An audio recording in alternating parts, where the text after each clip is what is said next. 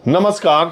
इन दिनों मैं मुंबई में हूँ और महाराष्ट्र चुनाव के नतीजे आने वाले हैं। उससे पहले वाली रात को मैं गया था और ट्रैफिक तो आपको पता है, साउथ में अंधेरी में रुका हूँ और साउथ मुंबई से अंधेरी आने में पूरा 1.5-2 घंटा बर्बाद हो गया। अभी थोड़ी देर पहले मैं होटल पहुँचा हूँ, लेकिन फिर भी मेरी ये कोशिश रहती है कि जिन लोगों ने राजनीति के क्षेत्र में या दूसरी फील्ड में भी इस तरह का मुकाम, असाधारण काम किया या असाधारण उपलब्धि हासिल की, उनके जन्म दिवस के मौके पर या पुण्यतिथि के मौके पर अपनी श्रद्धांजलि के तौर पर कुछ किस्से कहानियां आपको सुनाऊं। आज श्रद्धेय नेताजी का जन्मदिन है, मुलायम सिंह यादव का, और ये दूसरा उनके निधन के बाद उनका जन्मदिन पड़ा है, जन्मतिथि है। तो मैं इस मौके पर मुलायम सिंह यादव से जुड़े, मैंने लंबे समय तक मैंने उनको कवर किया है, इसलिए बहुत सारे किस्से कहानियां मेरी आंखों के सामने भी, जो आपको किसी किताब में देखने को नहीं मिलेगा। मेरी आंखों के सामने बहुत सारे घटनाक्रम हुए और तो मैं अपने पसंदीदा नेताओं में से एक मुलायम सिंह यादव को मानता हूं। उसकी बहुत सारी वजह है। अब आजकल का माहौल देश में और खास करके सोशल मीडिया में आने के बाद अब कोई किसी का आदर तो करना, रिस्पेक्ट करना ख़त्म सा हो गया है। और अगर आप किसी की तारीफ करते हैं तो उसको भी दूसरे तरह का एंगल दे करके लिया जाता है, लेकिन ऐसा नहीं है। देश की राजनीति में जिन लोगों ने असाधारण उपलब्धियां हासिल की, चुनाव जीता, लड़े और बड़े पदों तक पहुंचे, उन लोगों की किस्से कहानियों को सुनने से आप एक प्रेरणा ले सकते हैं और इतिहास के बारे में जान सकते हैं, शख्सियत के बारे में जान सकते हैं। और कभी कभी बड़े लोगों की, या जो लोग इतना बड़ा मुकाम हासिल करते हैं, उनकी कुछ खूबियों को आप अपने जीवन में भी उतारते हैं तो उसका आपको भी फायदा होता है और समाज को भी फायदा होता है। बहरहाल, मैं हमेशा, मुझे लगता है, जब मुलायम सिंह जी का निधन हुआ था, उस समय गुजरात में चुनाव चल रहे थे और मुझे अच्छी तरह याद है, मैं गुजरात में था और ये खबर आई थी। मेरे यादाश्त में, राजनीति में मैं ये नहीं कहता, लेकिन मुझे 30-40 वर्षों का जो राजनीति की घटनाएं हैं मोटे तौर पर मुझे याद है। कुछ छूट जाए तो अलग सी बात है, लेकिन मेरे यादाश्त और मेरे राजनीतिक तमाम संस्करणों में पढ़ने में मुझे कोई ऐसा संस्मरण नहीं दिखाई देता है जब देश का प्रधानमंत्री, कोई भी प्रधानमंत्री, देश का प्रधानमंत्री कोई चुनावी रैली चुनाव के समय करने जाए और अपनी चुनावी रैली के भाषण में जानकारी होने के बाद कि एक नेता का निधन हो गया है, वो 5 मिनट तक उस चुनावी मंच से नेता को अपनी श्रद्धांजलि अर्पित करे। ये काम प्रधानमंत्री नरेंद्र मोदी ने किया है, और जो कि बहुत असाधारण काम है, असामान्य काम है, अद्भुत काम है।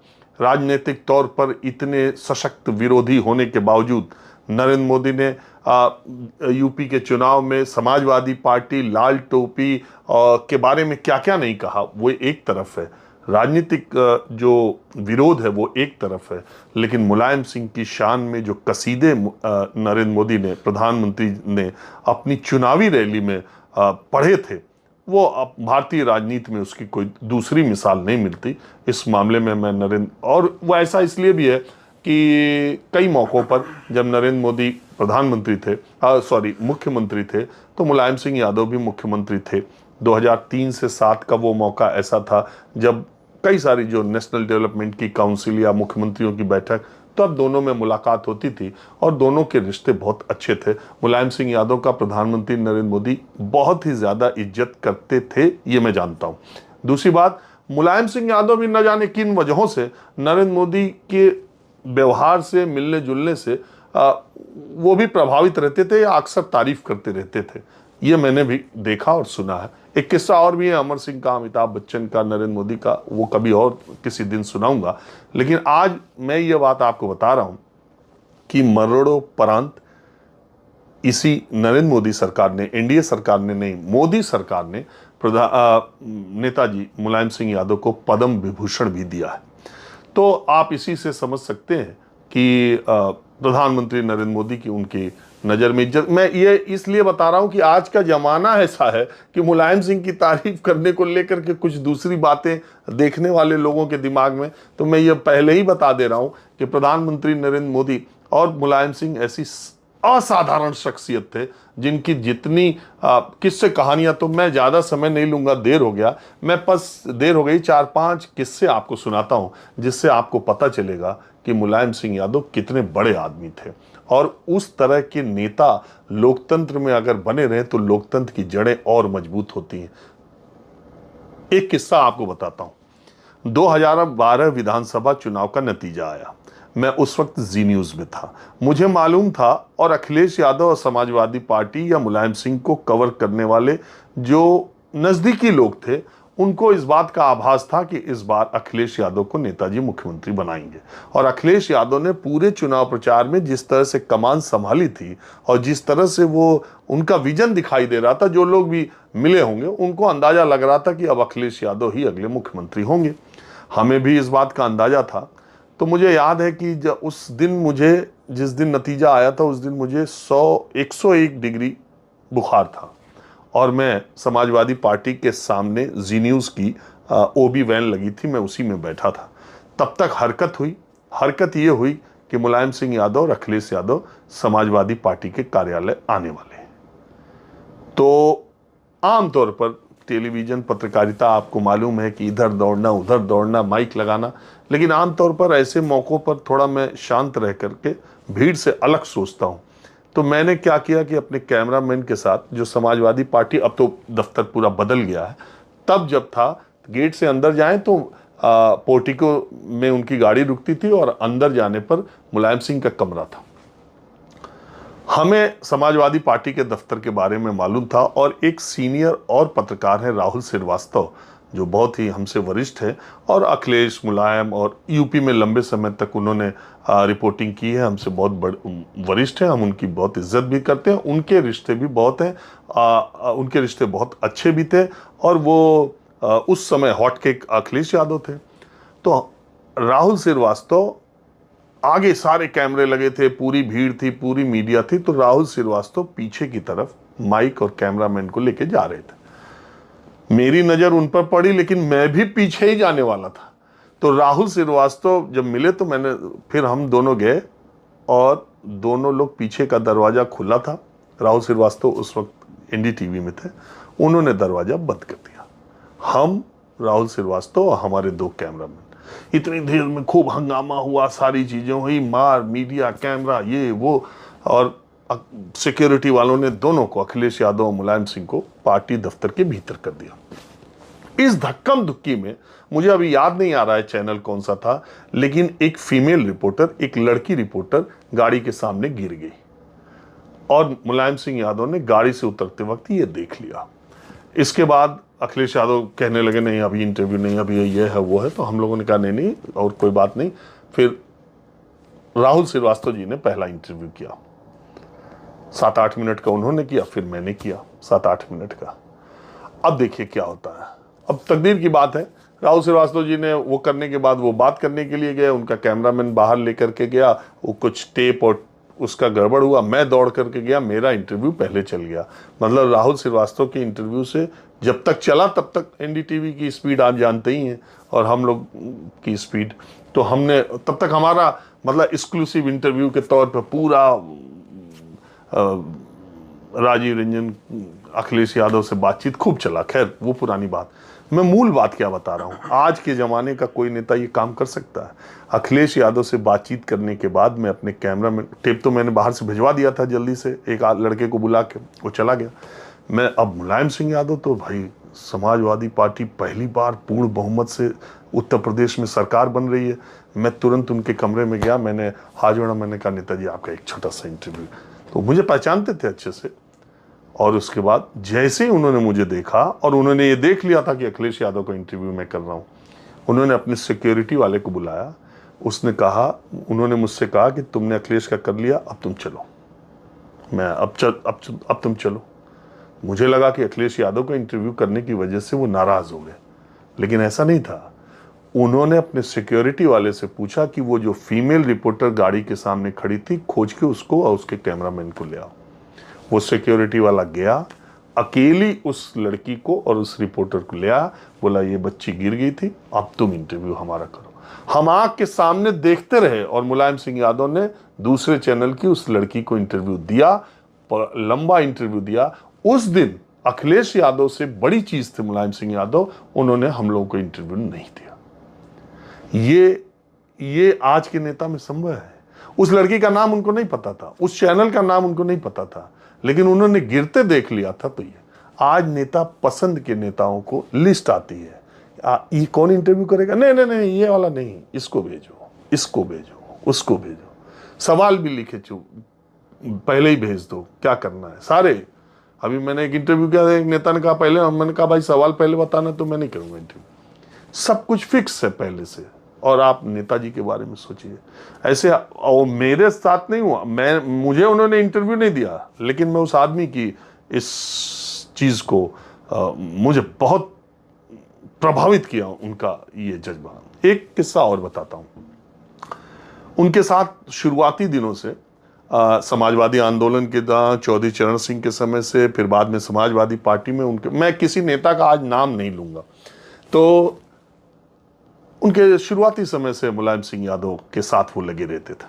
और राज्यसभा में उनका निधन हो गया, वो सांसद थे, राज्यसभा में उनका निधन हो गया सांसद रहते हुए। उनके निधन के बाद राज्यसभा का जो बाकी टेन्योर था उसमें नेता भेजने की बात हुई। उन्होंने कहा कि उसी नेता के बेटे को भेजा जाएगा। अब चूंकि वो ऐसे जिले से आते थे कि उस जिले में समाजवादी पार्टी के कुछ करीबी नेता, कुछ बहुत ही करीबी थे नेताजी के, मुलायम सिंह के, उन्होंने उनके बेटे को राज्यसभा भेजे जाने का विरोध किया। मैं इस बात को अच्छी तरह जानता हूं, और मैं हियर से या कानों से सुना हुआ नहीं आपको बता रहा हूं, बिल्कुल। मुलायम सिंह यादव ने उन लोगों की आपत्ति को कहा कि भाई उनका बेटा क्यों नहीं जाएगा। तो बोला वो समझदार नहीं है, न राजनीतिक है, न उसकी कोई पकड़ है, न वो राजनीति में कभी सक्रिय रहा है, वो सीधा आदमी है। और बहुत मुलायम सिंह यादव ने सबको कहा कि अगर मुलायम सिंह यादव नेता बनेगा तो उसके भाई, भतीजा, बेटा और सब नेता बनेंगे, तो मेरी पार्टी के बनने के वक्त या मेरे राजनीतिक जीवन के शुरुआती दिनों से जो लोग मेरा साथ दे रहे हैं, अगर वो सदन के किसी भी सदन के सदस्य रहेंगे और उनके कार्यकाल के दौरान उनका निधन होगा, तो उन्हीं का बेटा बेटी राज्यसभा जाएगा। आप सोचिए, मोहन सिंह मरे, मोहन सिंह जी समाजवादी पार्टी, उनका निधन हुआ देवरिया के, उनके बेटे नहीं थे, उनकी बेटी की शादी इंजीनियर थे या पीसीएस अधिकारी, उनसे हुई थी। वो उनकी शादीशुदा बेटी, जिनका राजनीति से कोई लेना देना नहीं था, मोहन सिंह के बचे हुए कार्यकाल के लिए राज्यसभा वही गई। इसके अलावा बृजभूषण तिवारी जी का निधन हुआ, उनके बेटे गए। इसके अलावा मैं, सब लोग जानते हैं ये बातें कहने, लेकिन उन्होंने ये पैमाना रखा। प्रधानमंत्री चंद्रशेखर जी ने अपने बच्चों को कभी राजनीति में आगे नहीं बढ़ाया। उनके भतीजे तो निकले, पप्पू सिंह करे, लेकिन बेटे नहीं निकले। प्रधानमंत्री पूर्व प्रधानमंत्री चंद्रशेखर के निधन के बाद नीरज शेखर को बलिया से तुरंत टिकट देने वाले और हारने के बाद राज्यसभा भेजवाने वाले मुलायम सिंह यादव थे। ये उनका जो क्राइटेरिया था वो ये नहीं कि हमारे लिए ये रहेगा, तुम्हारे लिए नहीं रहेगा। और मैंने मुलायम सिंह यादव को किसी का अपमान करते नहीं देखा, कभी किसी को जलील करते नहीं देखा। गुस्सा तो वो बहुत होते थे। अभी एक नेता है, अभी रामजी लाल सुमन जी, जो राज्यसभा गए, मेरे सामने की बात है, ये पान मसाला बहुत खाते थे, पता नहीं आजकल खाते हैं कि नहीं, मेरे सामने की बात है, संसद में ये पान मसाला खाए हुए थे और नेताजी कॉरिडोर से आ रहे थे, ये तुरंत कूद करके टॉयलेट में गए और मुंह धुल करके आ गए। मैंने कहा अरे क्या हो गया? बोले अरे यार नेताजी आ रहे हैं, वो पान मसाला देख लेंगे तो बहुत। सोचिए, राज्यसभा लोकसभा 3-3 बार के वो जीते हुए और वरिष्ठ नेता हैं, और नेताजी का वो था ऐसा अपनापन कि लोग बेनी प्रसाद वर्मा जी सिगरेट बहुत पीते थे, पार्लियामेंट में एक बार सिगरेट पी रहे थे, नेताजी की गाड़ी देखी उन्होंने, सिगरेट फेंक के जल्दी बुझाने लगे, तो सब लोगों ने पूछा क्या हुआ, कहा नेताजी आ रहे हैं। और उस वक्त वो कांग्रेस में मंत्री थे। नेताजी को क्या क्या नहीं बोला बेनी प्रसाद वर्मा ने, बगावत करके वो कांग्रेस में चले गए, मंत्री बने थे मनमोहन सिंह गवर्नमेंट में। उस समय की बात मैं बता रहा हूं। नेताजी के गाड़ियों का काफिला देखते हुए बेनी प्रसाद वर्मा ने अपना सिगरेट फेंक दिया। एक और इंटरेस्टिंग किस्सा, बेनी प्रसाद वर्मा और मुलायम सिंह का। बेनी प्रसाद वर्मा अलग चले गए थे, मुलायम सिंह को भला बुरा खूब कहे थे। इसके बाद मजेदार बात यह हुई कि 2012 का विधानसभा जब चुनाव हुआ तो अखिलेश यादव के साथ एक युवा नेता बहुत टहले थे। उनको यह था कि उनकी सीट से भैया के साथ साथ घूम रहे हैं तो टिकट मिल ही जाएगा। उनकी सीट पर बसपा का सीटिंग था, वो ज्वाइन कर लिया समाजवादी पार्टी। चुनाव से पहले उसको टिकट मिल गया। ये भैया के साथ पूरा रथ में घूमते रह गए, क्रांति रथ में, टिकट तो मिल गया दूसरे को। ये बड़ा आघात लगा नेता को, यंग लीडर था, तो उनको बहुत आघात लगा कि ये मेरा तो टिकट चला गया, मेरी तो सारी मेहनत पानी। किसी भी राजनीतिक कार्यकर्ता के लिए तो चुनाव जीवन मरण का प्रश्न है। वो चुनाव के लिए ही पूरी जद्दोजहद करता है, पूरा संघर्ष करता है, पूरी मेहनत करता है, नेता के सामने परिक्रमा करता है, जनता के सामने हाथ जोड़ता रहता है। तो टिकट कट गया, और टिकट कट गया, नहीं मिला। बाद में एमएलसी के चुनाव में टिकट मिला, और वो एमएलसी का चुनाव इतना टिकलिश था, इतना मुश्किल था कि अगर बेनी प्रसाद वर्मा के वोटों, उनका तो प्रभाव अपने क्षेत्र में था, अगर बेनी प्रसाद वर्मा के वोट उस नेता को नहीं मिलते तो एमएलसी नहीं जीत सकता था। और मुलायम सिंह यादव बेनी प्रसाद वर्मा 36 का रिश्ता। उस युवा नेता ने चाल खेली। चाल क्या, राजनीति में होता है, और ये तो मैं कहता हूं ब्रिलियंसी है उसकी। और उन्होंने बेनी प्रसाद वर्मा, जब अखिलेश यादव ने उनको टिकट दिया, वो बेनी प्रसाद वर्मा के पास चले गए, और उन्होंने, बेनी प्रसाद वर्मा ने कहा कि कैसे क्या होगा। तो उन्होंने कहा कि हम तो एमएलसी नहीं बन पाएंगे आपके सहयोग के बगैर। मेरे को टिकट अखिलेश भैया ने दिया, लेकिन नेताजी ने कहा था कि आपसे मिल लूँ, आपका आशीर्वाद ले लूँ। अब बेनी प्रसाद वर्मा बड़ा चक्कर में पड़े। उन्हें लगा कि नेताजी ने फ़ोन भी नहीं किया, रिश्ते हैं नहीं, बोलचाल, टॉकिंग टर्म्स भी नहीं थे, तो बोलचाल भी नहीं है नेताजी ऐसे। उन्होंने कहा हाँ ऐसा कहा है, उन्होंने कहा हाँ ऐसा कहा है। तो अब वो फिर नेताजी के पास गए, और वही नेता, और उसने कहा कि बाबूजी मैं आपका नाम लेके चला गया था नेताजी, और मैंने बाबूजी बेनी प्रसाद वर्मा जी को कहते हैं, मैंने बाबूजी को बता दिया कि आपने कहा था। वो तुरंत भावुक हो गए, और उन्होंने कहा जब उन्होंने कहा तो कोई बात ही नहीं है। उन्होंने कहा हाँ बेनी ऐसे बोले? बोले हाँ। अब देखिए दोनों में रिश्ते पिघल गए। बेनी प्रसाद वर्मा ने अपना सारा वोट ट्रांसफर करा दिया, और वो व्यक्ति जो समाजवादी पार्टी के वोटों की बदौलत विधान परिषद नहीं बन सकता था, एक युवा नेता, वो एमएलसी बन गया। उसके एमएलसी बनने के बाद मुलायम सिंह यादव ने फ़ोन करके धन्यवाद दिया, दोनों में बातचीत हुई, और उसके 3 महीने बाद ही बेनी प्रसाद वर्मा, जिन्होंने इतना विश्वमन किया था मुलायम सिंह यादव को, उन्होंने उनको राज्यसभा भेज दिया। सरकार यूपी की जाने से पहले अमर सिंह को राज्यसभा भेज दिया। सब कुछ अमर सिंह ने कहा, और उन्होंने अमर सिंह को भी राज्यसभा भेज दिया। देखिए मुलायम सिंह यादव, हुआ ये 86 में जो शाहबानो प्रकरण था, वो राजीव गांधी अपने सलाहकारों की गिरफ्त में आकर उन्होंने उसको, शाहबानो का मसला आप जानते हैं, उसको जो पलटने का फैसला किया, और उसके बाद बैलेंस करने के लिए अपने सलाहकारों के कहने पर उन्होंने जो राम मंदिर का ताला खुलवाया, तो उससे एक तरफ तो हिंदू उनसे खफा हुआ, दूसरी तरफ मुसलमान भी खफा हुआ। बीजेपी ने मुस्लिम तुष्टीकरण या की बात कहकर हिंदू जनमानस में एक बात उठानी शुरू कर दी।